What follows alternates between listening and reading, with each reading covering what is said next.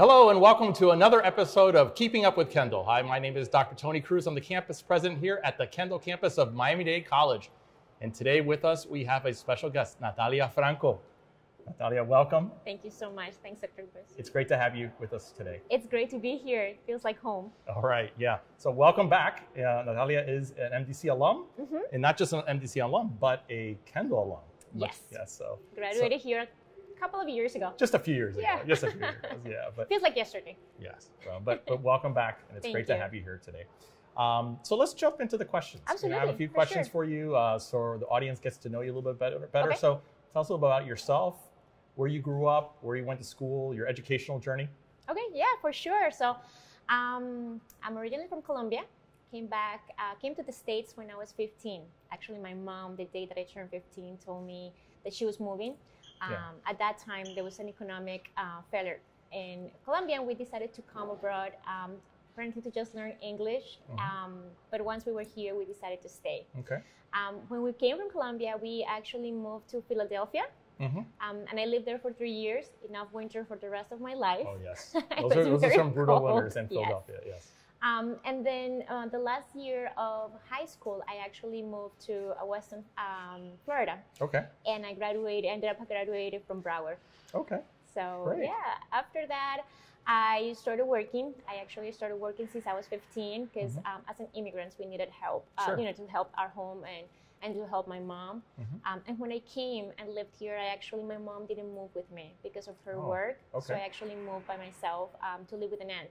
Okay. So after school, I will be an assistant teacher at a daycare. And so I put aside my studies to kind of like provide for myself. And that's when 9/11 happened. And my mom actually called me, and she was in a really bad financial situation. So she asked me to help by providing for myself entirely.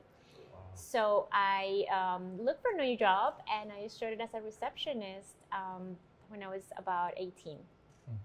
And always wanted to pursue, to become a professional and do a career. But because of my financial situation, I really just kind of put it aside until when I turned 19, I was like, I got to give it a chance. So I actually signed up for Miami-Dade College in Hialeah campus, as I was telling you earlier. Yes. Took my first class there and I met who became my first husband, and he supported me. He told me, once we get married, I'm gonna help you. You don't have to work. You can just focus on your studies. He happened to live here in Kendall, so I transferred to Kendall, and this is where I did my associate in arts. Yeah. So after that, a lot of happened. I wanted to be a lawyer, so I started I went to school for international relations. But that's when the economic crash happened. Yes. And I was pregnant at the time. One of my big highlights was that I was pregnant. Most of my associates keep saying that my son was going to be very bright because I got the best grades. Yeah. And he actually became really very good. Bright, right? Yeah. So we have to thank Miami-Dade College a little bit, just a little bit for sure. That. Yeah. No, definitely. After that, I actually switched careers because of everything that happened. I felt like going for law was going to just take a lot, and it was very expensive. Sure. So I decided to move into technology, and I went for my bachelor's in FIU, and I became a techie, like full-time techie. Until now, I'm still in the tech field. Completed my MBA in 2020 during the pandemic, so I didn't get a graduation. And right now I'm going for my second master's degree, and another shift happened. Life always happens. Sure. So now I'm pursuing a second master's degree in clinical mental health counseling. Wow. What a journey. Yeah. Yeah. Excellent. I've kept busy for sure. Yes, definitely. So we know that you obviously you worked in the tech world, and you worked for some large corporations, and so, tell us a little bit about that, maybe the work you did there. But I also know that now you're making a transition to mental health, like you just mentioned, getting your master's degree, and really doing more about advocacy for women, Latinos in this country. So tell us a little about where you started with the tech, and then what has gotten you where you are today with this, with your passion around advocacy.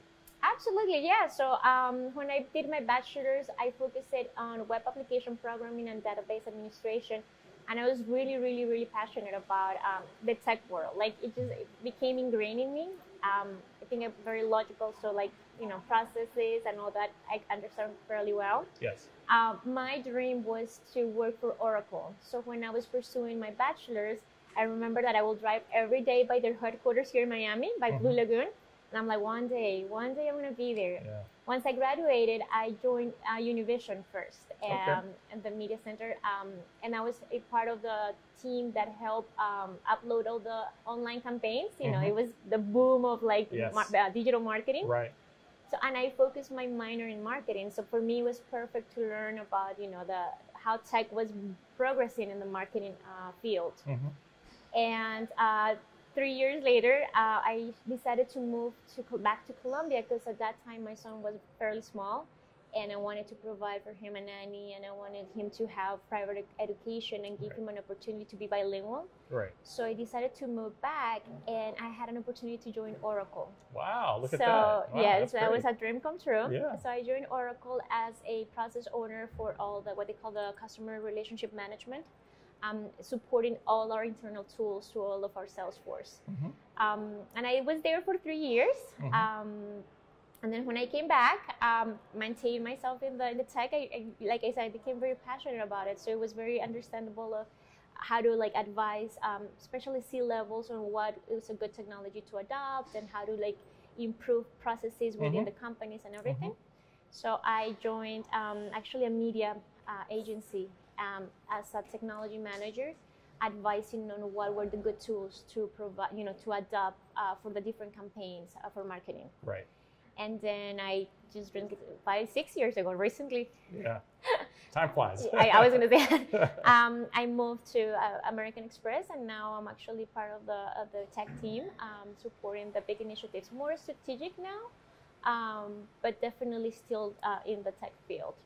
Excellent. Yeah. So then now, you're definitely a techie, right? For sure. And there's no doubt about that. And it's also great to see a woman, a Latina, excelling in that field. But now I know that since I met you, I know that you've also been working more now with advocacy, right? And also mental health. Yes. And women's mental health and how we can help with that. Yes. So tell us a little about how that's So there was a transition, and it actually happened during the pandemic. Something very personal happened. I went through a second divorce, and it really hit home for me, especially because of where we were at. We were at the beginning of the pandemic. We were 2 weeks into the pandemic, so trying to get help was much harder. People were, I would say, freaking out. They didn't know what was going to happen. We didn't know what was going to happen. We were stuck at home, and I was, in a way, sort of forced to face a reality, which is a big loss for me, and it was the loss of my marriage. Sure. So as I started looking for help, which I was very grateful to find really good support groups, and I started trying to understand, what had led me to a second divorce. Right. I was able to find a really, really good therapist who helped me transition. And I got diagnosed with post-traumatic stress disorder, severe anxiety, severe depression. And when they did my assessment for my self-esteem, it was normal. It was a 2. So as I started working with my therapist and I started seeing improvement, I felt like there had to be a reason why I had gone through so many, those tough places and that pain, and because it definitely wasn't easy. Yeah. And I just, developed a passion to become, like you said, an advocate, and to realize that I was for sure not the first person that had gone through such a loss, and to think about how other women may be facing it, whether they had the help. So Latinos, as you may know, it's one of those communities that they lack a lot of support towards mental health. So and the stigma also, right? There's a lot of stigma surrounding mental health and seeking assistance when you really need assistance, but there's a lot of stigma around that. In fact, when I mentioned to my family members that I was going to therapy, the first comment was like, well, "You're not crazy. Right. Why are you doing this?" Right. Yeah. So that really opened up I saw an opportunity and to be honest, a passion, to really become an advocate and be a living testimony of how you can, you can be a very good professional, but you can have your emotional life really broken, and how important it is to have balance in life and become an advocate. So that's why I decided to pursue my second master's. and I look forward to become a mental health counselor, especially for executives, because as mentioned, Latinas, once we get to a place of, especially of leadership in the corporate world, we become inspiration to others, and sometimes we don't realize how much burden it puts on us. We have to be the head of the home. Yeah. We have to, meet everybody's expectations, yes, because we feel like if we fail, we're going to be taking that opportunity away. So I've seen a lot of pressure regarding emotional support, and like you said, the stigma too. So that's why I decided to kind of shift a little bit, not looking forward to leave my passion in tech, but kind of to bring it on and kind of like mix both of them. That's awesome. I think it's a great mix. Absolutely. Because I think it's going to be it's something that's very, I think, necessary, especially for those Latinas that are in those leadership positions. So yes, I commend you for thinking ahead and thinking of others as well. So that's absolutely really great. So, let's get to your book here, right? So you're recently a co-author of this book, Today's Inspired Latina, the latest edition, right? So for those of you out there, pick up a copy. This is definitely great stuff. So how does it feel to be an author? And what inspired you to actually write your chapter in the book? Wow, it's life changing.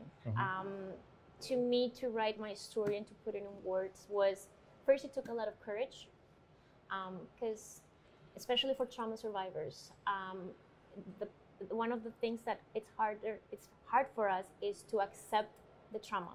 It's to realize that we do in fact suffer from something that it's different, that it's not normal. Right. We battle a lot with what's real and what's not. So to be able to sit down and put in words what had happened to me, it took a lot of courage, but it was very liberating. I remember it actually took like 3 months by the time the publisher called me, and I sat down and wrote the story. And I kept telling myself, like, I don't know, what do I write about? Like, what do I say? What do I hide?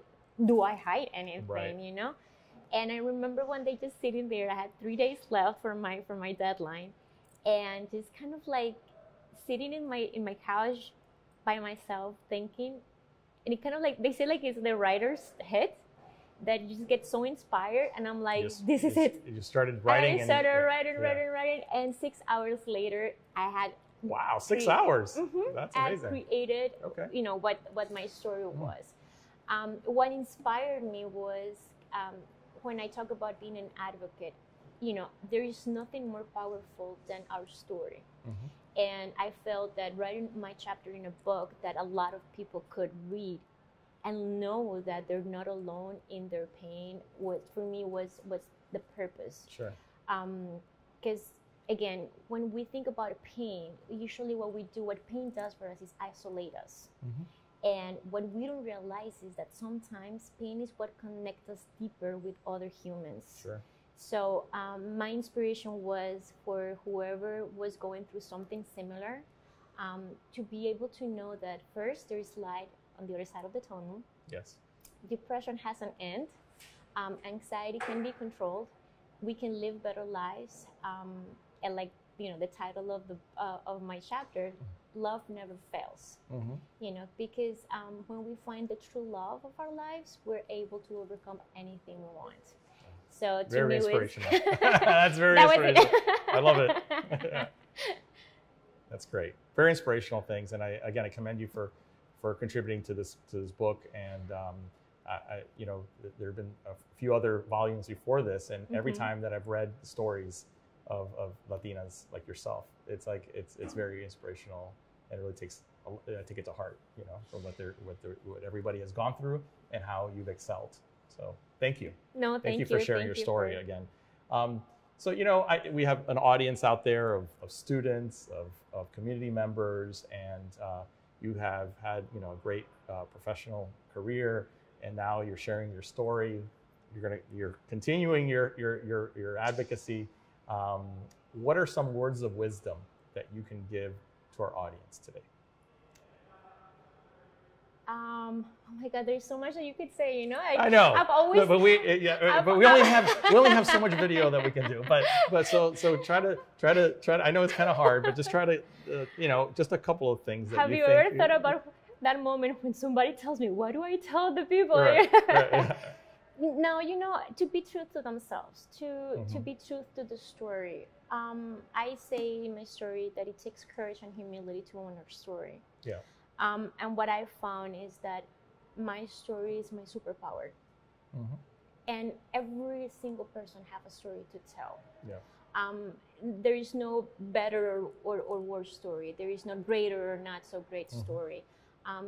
And what I've found through my journey is that story, it doesn't belong to us. It belongs to those that surround us. Wow. So my words of wisdom is to stay true to themselves, to honor their pain or whatever is they're feeling. When I launched Today's Inspired Latina, I have to share this. I had just lost someone that I love dearly. And I remember standing in stage saying, like, I'm supposed to be happy. I'm launching my book, and it's a huge accomplishment. Right. And I stood in front of the audience and I cried and I said, I don't want to be here, and because I'm hurting right now. And I feel like it's more important for me to honor my pain than to give everybody a show of like how successful I feel. So the reason why I'm saying this is because we don't always feel happy. We may feel proud of ourselves or not. Right. And that's okay. So I definitely will commend everyone to stick to, to honor their emotions, to honor their story, and to find the courage to share it with the world. Well, Natalia, you are an inspiration to all of us. And I want to thank you for joining us today on Keeping Up with Kendall. It's been a pleasure talking to you. And again, we've only had a short conversation today, but obviously you're an amazing person, and thank you for being here. Thank you for the invitation. Thank you for bringing me home. It does feel like home. Is good to be shark for here. Life, right? Absolutely, shark for life. And for giving me this opportunity. Well, thank you. And thank you all for joining us on this edition of Keeping Up with Kendall. See you next time.